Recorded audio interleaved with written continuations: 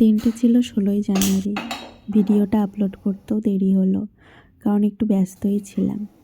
আমার আগের দিনকেও মনে ছিল যে জায়ের জন্মদিন, কিন্তু পরের দিনকে আমার ছেলের এতটাই শরীর খারাপ ছিল, ঠান্ডা লেগেছিল, ও দুর্বল হয়ে গেছিলো খুব।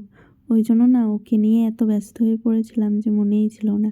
কিন্তু হট করে মনে পড়লো আজকে তো জায়ের জন্মদিন, তো গিয়ে তাড়াতাড়ি করে গিয়ে উইশ করলাম।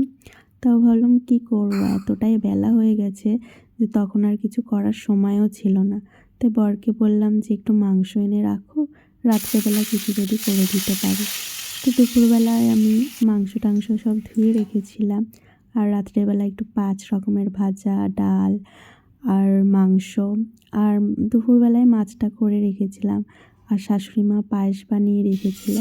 তো সেটা দিয়ে একটু সাজিয়ে গুছিয়ে দেওয়ার চেষ্টা করেছি, কারণ সবারই নিজের জন্মদিনে একটু ইচ্ছা হয় যে কেউ কিছু বানিয়ে দেবে। তো সবসময় তো সবার সুযোগ হয় না, আর মেয়েদের বিয়ে হয়ে গেলে তো এই জিনিসটা তো আর হয়ই না।